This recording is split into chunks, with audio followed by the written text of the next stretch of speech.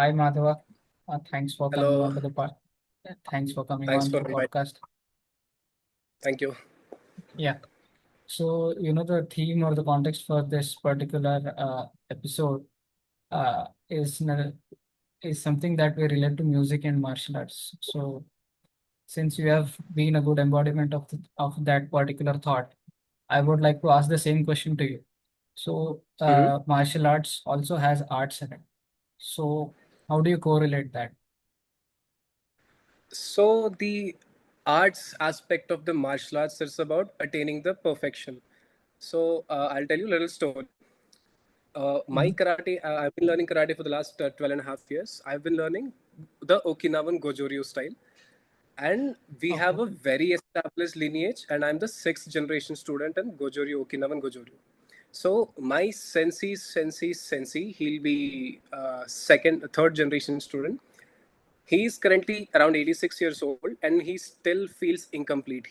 He's the highest ranking student, by the way, and he still feels The incomplete. second So that is generation one? uh, third generation actually. Okay, okay. So even after practicing for 60 years, 60 to 70 years, he still feels incomplete.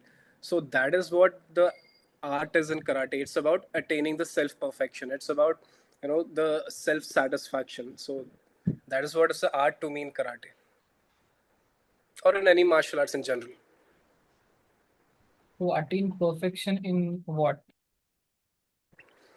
So I'll be specifically talking about my style, Okinawan Goju-ryu Mhm. karate, but it can be generalized to any martial art. So when I say perfection, it's about So basically, when you get into Okinawan karate, it's about the battle between mind, body, and spirit. So when your mind wants something, your body should be able to do it, and when your body wants to do something, your mind should be able to support it. So the getting the mind, body, and the spirit in a single line, being able to coordinate them is the perfection in karate. Okay, so That it's is the basically, we could say it's the synchronization between all the three aspects. exactly that's the philosophy of Okinawan karate. And this could be generalized for almost any martial art form. In general, yes. Okay. So you also mentioned that you have a particular style and you are probably the sixth or seventh generation of that particular style. So could you just elaborate on what are the different styles and how what are the generations as well, and why you are the sixth person? Does that also mean that if someone is training under you, will they become the seventh generation or like that? Okay, first I'll start up with the notation of styles and what are styles. So Mhm. there are many different styles, and coming to Okinawa, the birthplace of karate, there are regions in Okinawa, and each region practices their own variant of karate. And when we are talking about the entire world, there are many different styles. And I'll talk about four major styles. The first one is Goju-ryu, and then we've got Wado-ryu, we've got Shotokan, we've got Chito-ryu. So each of the style has their own philosophy of what, how the practice should be. So a few styles are they go fully soft, few styles go fully hard, and I'll explain in a bit what hard and soft mean. And when coming to Goju-ryu, it's a mixture of hard and soft. So the name itself says so the Goju-ryu means go is hard, Jo is soft, and Ryu means style. So our name itself mean hard and soft techniques. So particularly when we're talking about Okinawan Goju-ryu, the perfection is about knowing when to use hard techniques and when to use soft techniques. Because when you're younger, you've got all the power. You can do all the techniques. You can break walls. You can do whatever you want. You are super flexible. You're super strong. But when you're attaining 50, 60 and above, you've got no strength. So that's when the softness comes in. So you'll have to learn how to redirect your opponent's power towards themselves. You cannot just take all your power and expend to your opponent, right? So you got to take the opponent's energy and redirect it to themselves. That's about the softness. So each style has their own way to deal with hardness and softness, and that's about the styles. And coming to me being sixth generation, seventh generation, we can so Goju-ryu was founded by Chojun Miyagi, and we have got a very established lineage. from Chojun Miyagi, it was passed down to Anichi Miyagi. From Anichi Miyagi, it came down to Morio Higaonna. Morio Higaonna is right now the highest ranking student, I would say. He himself Mhm. considers himself a student. So Higaonna Sensei will become the third generation. Higaonna Sensei is the person who spread the Okinawan Goju-ryu worldwide. He's very famous for that, and he is also the cultural treasure of Okinawa. Okinawan government recognizes him as a cultural treasure. So he's a very big person, and from Morio Higaonna, he's the third generation. From him, we've got Yonesato Sensei. He's not the highest ranking member, but he's the main student, one of the main students of you know Higaonna Sensei. From Higaonna's Yonesato Sensei, that's my sensei. He's Vijay Kumar, and I've been learning under Vijay Kumar Sensei for the last 12 years. He'll be the fifth generation, and I'm the sixth generation. And coming to the next question, is my student the seventh generation? And yes, my students are seventh generation from the lineage. Okay, so suppose one of your students, or probably you yourself, go out and establish your own academy, or you start teaching your own style of the Gojorian style of karate. So does that Hmm. mean any student that comes under you will be generation 7, and students Well, under yeah, them, if they tend to teach, or is there an official recognition from the school of culture that you are the next generation or something like that, passing of baton kind of thing? well, there's no written notion of me being seventh generation. It's just a count. So Okay. I say my student is a seventh generation. First thing, I should have a certain position to be able to call somebody a student. Unless Mm-hmm. I am a black belt and I've got my own dojo, I cannot Mm-hmm. simply call somebody my student and just simply say that he's the seventh generation in Goju-ryu karate. So Okay. my sense is have to approve me as a black belt. It's not that simple actually. My black belt is to be approved from the from directly from Okinawa. Morio Mm-hmm. Higano Sensei, I do have a black belt from Okinawa. So Okay. they do recognize me as a Okinawan Goju-ryu student, as a Okinawan Goju-ryu black belt. So then Mm-hmm. if I started and I've got a student, then they'll be technically seventh generation. But there's no official recognition of him being a seventh generation, although he'll get his certificates of ranks and all. We just don't Okay. count generation, but it's a thing there. Okay. Good. Good. So just to summarize, you said that the origin of karate is from the place Okinawa in Japan, right? Yeah. Yeah. Okay. And majorly it has In four fact, styles. okay, yeah, you can say that. Yeah. No, primarily or predominantly there are four styles. Hmm. Yours is Gojorian style. You mentioned three other styles as well. Very complex names. Yeah. And your specific art or your specific style, it's a mixture of both the styles, the hard style and the soft style, as the name itself suggests, right? I would And not say that's a mixture of hard and soft styles, but I would say it's a mixture of hard and soft techniques. sorry, yeah, hard and soft techniques. And a soft technique is nothing but redirecting your opponent's energy to the opponent itself. Is that right? Not exactly, but it's partly true. You can say that. Okay, okay, cool. Not always that you have to redirect energy towards himself. So you So it's basically about, you're using your opponent's energy more than your energy. Is that right to term it yes, that way? yes, you can say Oh, that. cool, cool. So yeah, so this is one part of the art that you are into. The second part is music as well. And I think so you're more into Carnatic music again. So Yes, so just tell me, have these two different arts, have they interweaved into one another? Or you have learnings from this art that have carried forward into the other in the same way around? okay, so when talking about Carnatic music and Okinawan Goju-ryu karate, both have got this one common thing about imagination. So let's take Carnatic music. So anybody Mm-hmm. can learn a song and play it. It's not the only aspect of Carnatic music. The main aspect of Carnatic music is called Manodharmam.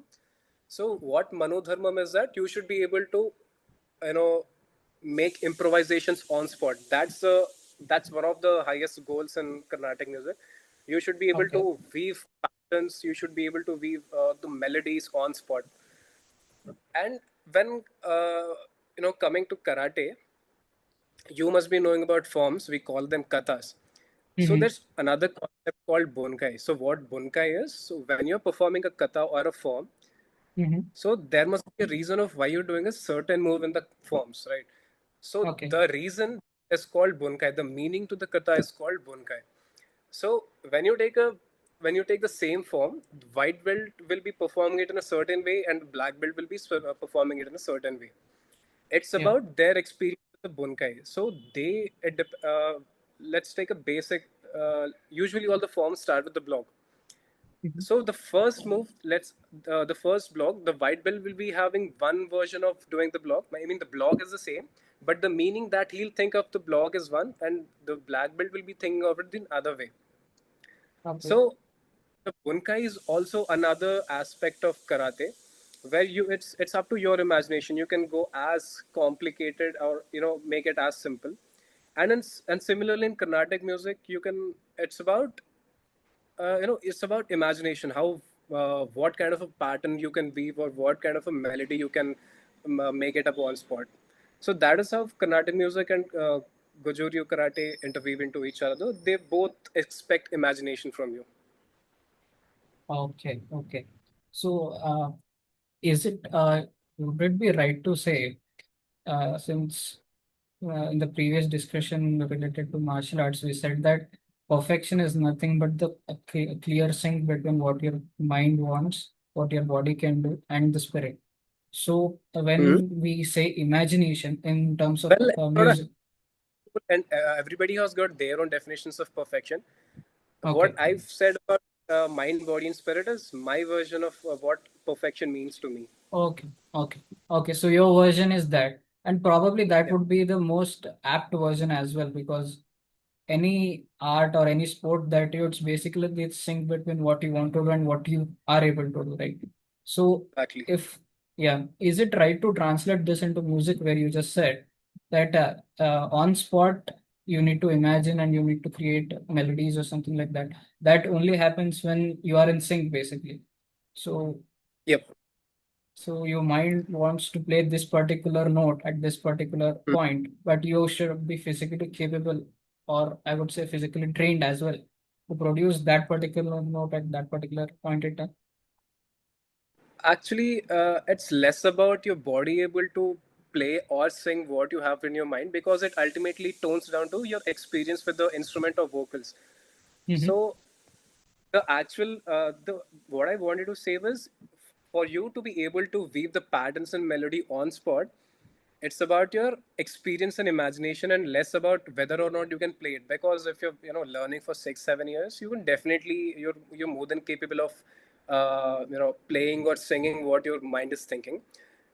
So more important thing to focus here is the ability to be able to weave the patterns and melodies. Okay. So, but yeah, uh, see, you can, the point is not about whether you are able to do it or not. So, when you are at a certain stage, when you have practiced enough, obviously your mind and body will be obviously in sync, because if you want to do something, it's kind of a muscle memory, right? Even if in karate or something, at this point you Hmm. want this particular uh, attack or this particular form, you want this particular block, it automatically Hmm. comes. You don't need effort to put. It Uh, does. so yeah, so carrying this forward in the music conversation that we are having, you said that imagination is not more of a physical effort. So could you elaborate more on this particular part? Okay, so I'll make it a little more clear. Mm-hmm. It's when we're talking about the mind and body in terms of Carnatic music, you can think of a pattern, and if you want to put it into vocal or an instrument, it's not that difficult if you've got a little bit of experience. What is Okay. more difficult or more engaging is that you to be able to think of the pattern and melody, because it's not just that you can come up with anything. In Carnatic music, you are bound by a few rules, namely raga and talam. Ragam is basically, let's put it in a mathematical way. Ragam is a set of well-defined note. So each note has a fixed frequency that mathematically each note has a Okay. fixed frequency, and a raga consists of a unique set of notes, such notes. So Mm-hmm. if you want to come up with a melody, that melody should be within the range of the ragam. You just cannot pull out any note. So that's one thing. Okay. And coming to patterns, we've got talam. Talam is basically a cycle. So, 8-beat cycle is the most common one. And in Carnatic music, we've got other talams. We've got 3-beat, 5-beat, and 7-beat. And a more interesting thing is that in Carnatic music, it's not just the beats. We've got also the sub beats. So we divide the talam not into just uh, one level, but in multiple, sometimes 1, 2, and 4 levels, and sometimes it goes up to 8 levels of divisions. So when you're going for the manodharmam or the improvisation, you're bound to perform within the talam and the ragam. So that's what makes it more engaging and challenging. But not that your ability to play what's in your mind. If you've got enough experience, you will be definitely able to put what's in your mind to vocals or instruments. Got it. So basically, when you are at a certain level, it is fair to say that it's all mind's game, right? So at that Sorry. particular moment, when you are at a certain level in your practice, whether it be martial arts or music or any other form of art, it is basically how your mind thinks, or it's basically the mind's game. Suppose you Yep. are improvising, you should be at that particular moment, consider all the conditions that you have, all the constraints that you have, and you want to generate something. Similar goes Exactly. to the other forms of art, example, martial arts are. Right? Hmm. So in the last few minutes, you mentioned quite a lot on music. So first thing you mentioned is you have ragas, you have thalams as well. So my simple question is that we have heard of Sare Gama Padhanisa, all of these things, right? So are Hmm. is that Sa Re Ga Ma, is that a note? And you said that for each note again you bifurcate it to 1, 3, 4 or 1, 2, 4, something like that. So are you Okay. dissecting that particular Sa note, or is it something different? Okay, coming to the first question, Sa, Re, Gama, Padanisa are all notes. Yes, they are notes. Mhm. And the second question, we don't bifurcate the notes, we bifurcate the talam. So let's say we've got a 4-beat cycle, 1, 2, 3, 4. We can bifurcate at the second level, 1, 2, 3, 4, 5, 6, 7. So basically, the number of beats per minute is the same. It's just that you're dividing it further. So for the first level, we let's say 1, 2, 3, 4. If we take it as 1 BPM, for the same talam, we can do 2 BPM. So 1, 2, 3, 4, 5, 6, 7, 8. The time frame is same. It's just that you're dividing further. And if you go a level further, 1, 2, 3, 4, 5, 6, 7, 8, 9, 10, 11, 12, 13, 14, 13, 14, 15, 16. So we bifurcate the talam, not the no, swaras. Swaras are basically notes. Okay. So basically you are increasing the number of swaras in that particular talam, right? We call it gati, speed. Okay. Okay. Got it, got it. And So however, I'll yeah, a yeah, little go on. more clear. I'll take the same phrase and I'll do it in three different speeds in three different beats per minute, three rates. So let's say sa re ga ma, sa re ga ma. This is the first level. When we bifurcate, divide the same talam further, sa re ga ma, sa re ga ma. We go further, sa re ga ma, sa re ga ma, sa re ga ma, sa re ga ma. So that's a division of talam works. Okay. Interesting. What So, makes Carnatic music more interesting is that the talam. So this is a very basic 4-beat cycle. We've got 8-beat cycle, 3-beat. These are general cycles. I'll show you something that's not you might not have seen. So 1, 2, 1, 2, 3, 1, 2, 1, 2, 3. Have you heard this before? I think so. I think so. I'm not sure of it. And we call it Khanda Chapo. We've Mm-hmm. also got Mr. Chapo. 1, 2, 1, 2, 3, 1, 2, 3, 4. 1, 2, 3, 1, 2, 3, 4. So we've got many intricate kind of patterns, cycles actually. Okay, cool. Uh, See, one more question that I had is, you have been into two different form of arts, not just one. Whereas for others, it's pretty difficult, or it's kind of a privilege to at least be in one. So, if you were to suggest someone, first thing, why? First will be the why. Why should one be a part of any kind of art? Not only, not limited to martial arts or music, any kind of art. Because as we just discussed, it at the end, it's basically mind game. Everything that comes, or everything that happens, every process that happens, it's basically the mind in action, which is also Yep. what we do in most of our jobs, or most of the uh, work where we get monetary benefit, or we extract money from that. So even there also you are using your mind. And in arts as well, as just now we concluded that we also use, at the greatest level, you are using your mind. So if you were Yep. to advise someone, or if you were just as an advisor, as a guide, why would someone enter the field of art? Because art forces you to think. Art forces you to imagine. Art forces you to be unique. It's not that if, let's say two performances, from two different artists, each of them will definitely imagine in their own way. So each of the concepts will be same. I mean different. So that's what art makes you to do. It'll make you to be unique. It'll make you to think different. It'll make you to think out of the box. No one will want to listen to you if you are singing the same thing that everyone is doing. So unless you are you're presenting something new, there's no reason for somebody to listen to you. So that's what art makes you do.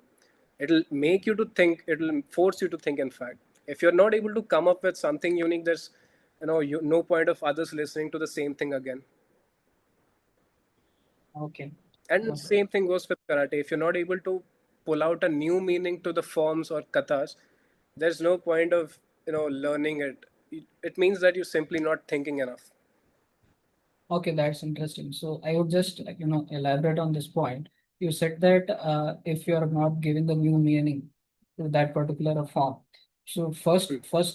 first thing is this meaning very subjective, or does that mean that, suppose for this particular kata, let's say kata one or kata two, your interpretation is different, and will Hmm. this interpretation have some meaning, or hold some meaning to only you and not to others? Suppose, for example, you have meaning X, and even I listen to your meaning X, but probably I would not resonate much with meaning X as much as you do. So, is this a valid point to say? Yes, it is valid. Okay. Okay.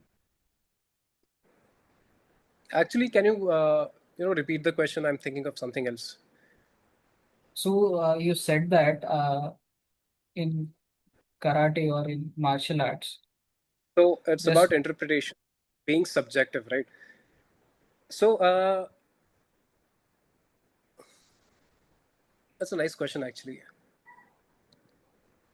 Yes, it is subjective. So I'll talk both karate and music on the same topic. So I'll start with the karate. So when you're doing bunkai, which is the meaning Mhm. of what in the kata,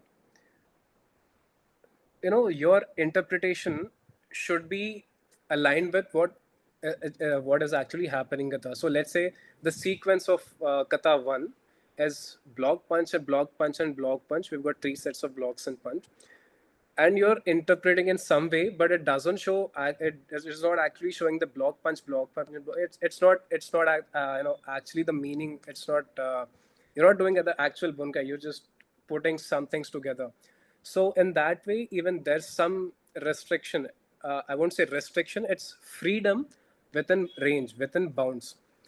So you can show your creativity, you can show your imagination, but it should also resonate with what actually is the kata. You just cannot put something together and call it a bunkai.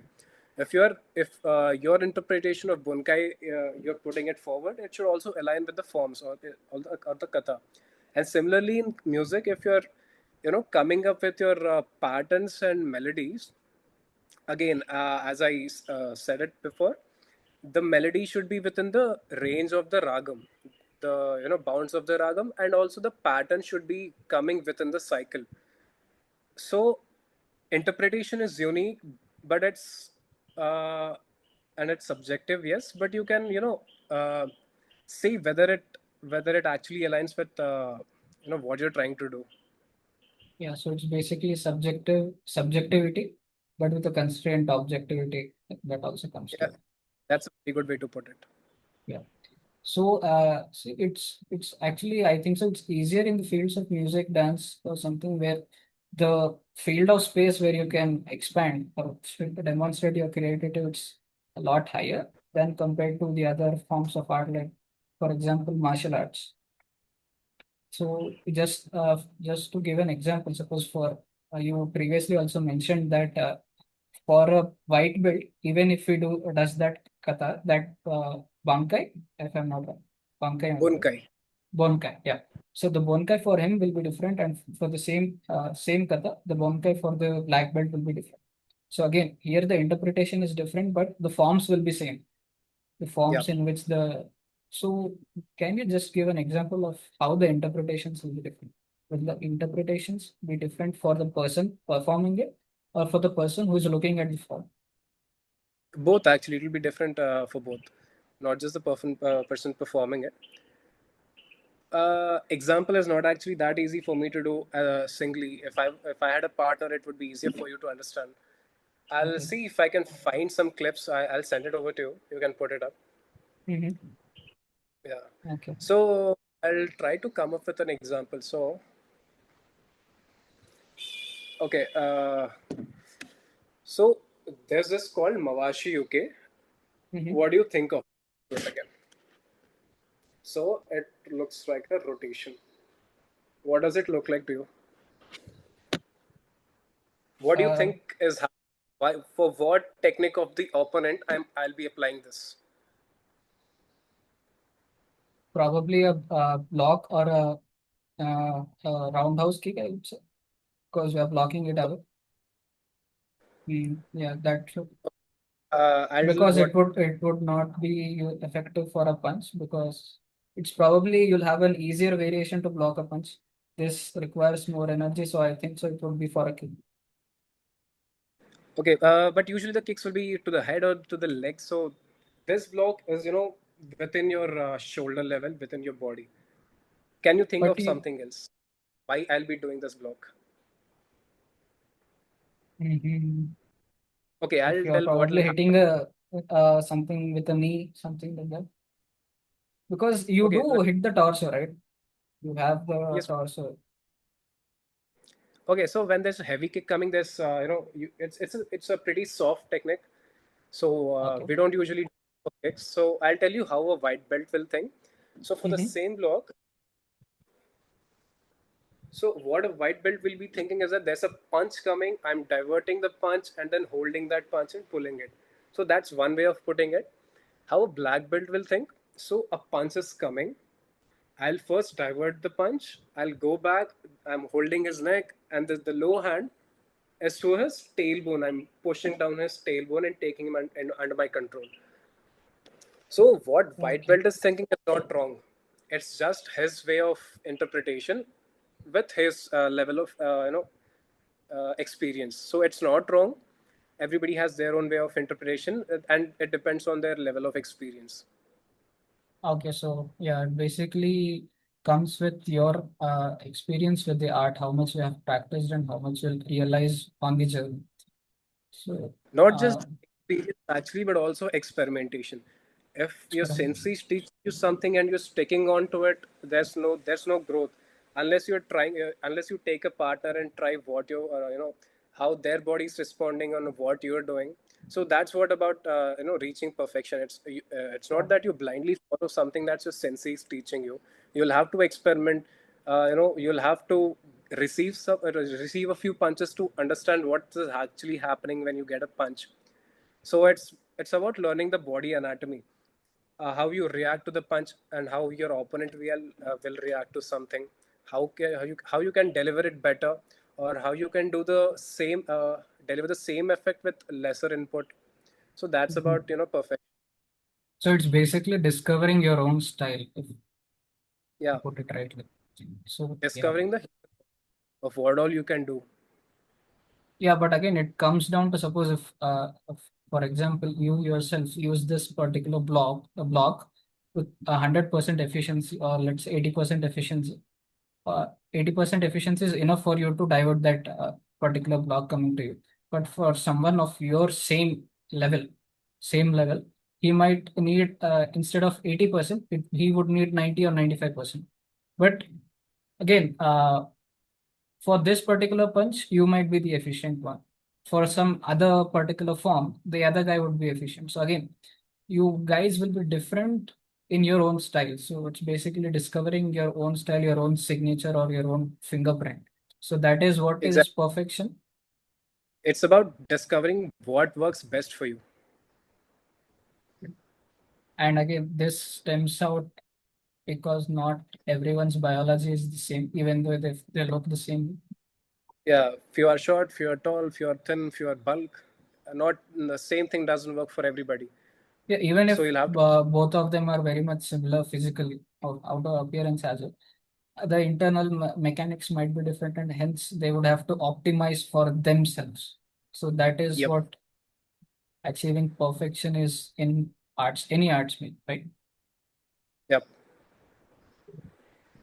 So again, this brings me to one another thought that I recently got in our conversation is that, for me, it's probably hard to, even understand the difference between two of you performing. So for even an artist to perform, they need audience who can understand the art, right? Yes. And don't you think this is kind of a limiting factor where for people to pursue arts? It ultimately boils down to why you want to pursue the art. So So, if you're trying to pursue art for self perfection, self improvement, it's very good. You don't need an audience. But if you're taking a part to, you want an audience, you want to, that's your primary job, your primary source of income, then you definitely need an audience. So when I'm talking about karate, it's about understanding my own body, understanding the limits of what I can do. Then it's a mhm. very good thing because I don't need an audience. I just need a partner, and not all the time. In fact, I can take up any random person. I can take my sister for experiments. She's very much supportive.